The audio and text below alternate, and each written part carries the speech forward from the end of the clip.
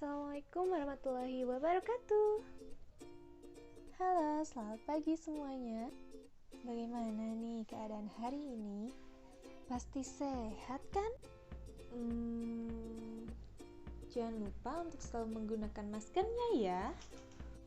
Hari ini kita akan mempelajari mengenai keberagaman dalam bingkai Bhinneka Tunggal Ika. Adapun tujuan pembelajaran hari ini. Yang pertama, menjelaskan pengertian keberagaman. Yang kedua, menyebutkan macam-macam keberagaman. Yang ketiga, menjelaskan faktor-faktor penyebab keberagaman masyarakat Indonesia. Bangsa Indonesia adalah bangsa yang besar.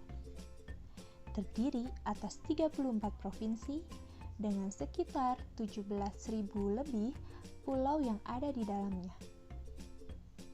Luas wilayah negara juga berpengaruh terhadap banyaknya keberagaman yang dimiliki oleh bangsa Indonesia. Kira-kira kalian sudah tahu belum?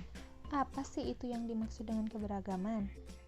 Ya, keberagaman adalah suatu kondisi dalam masyarakat yang terdapat banyak perbedaan dalam berbagai bidang kehidupan.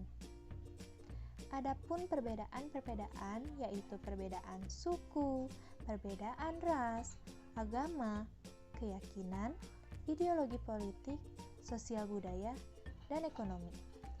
Keanekaragaman yang dimiliki bangsa Indonesia ini merupakan sebuah kekayaan serta keindahan wilayah negara Indonesia. Keberagaman masyarakat di Indonesia tentu dipengaruhi oleh beberapa faktor, baik itu faktor dari dalam maupun luar masyarakat. Hal ini juga dipengaruhi oleh faktor alam, diri sendiri, dan masyarakat. Secara umum, keberagaman masyarakat Indonesia disebabkan oleh hal-hal sebagai berikut. Yang pertama, letak strategis wilayah Indonesia. Lalu, kenapa sih letak strategis menjadi salah satu faktor penyebab keberagaman di Indonesia?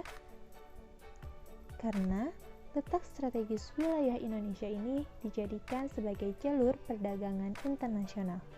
Tidak hanya membawa komoditas dagangan, namun ternyata juga membawa pengaruh kebudayaan mereka terhadap budaya Indonesia. Kedatangan bangsa asing yang berbeda ras kemudian menetap juga di Indonesia mengakibatkan kemajemukan ras, agama, bahkan bahasa. Faktor yang kedua yaitu kondisi negara kepulauan. Keadaan geografis Indonesia merupakan wilayah kepulauan yang terdiri atas 17.504 pulau.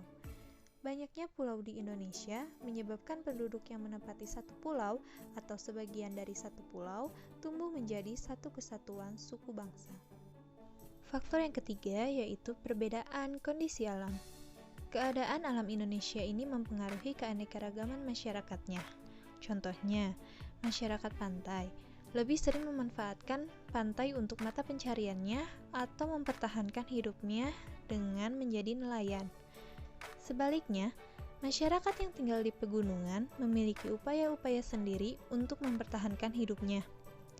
Mereka lebih memilih mata pencaharian yang berkaitan dengan daerahnya, misalnya sebagai peternak atau petani sayur. Sedangkan masyarakat yang tinggal di perkotaan atau dataran rendah tidak mungkin menjadi nelayan. Masyarakat kota cenderung melakukan usaha atau bekerja di kantor atau bekerja di pabrik.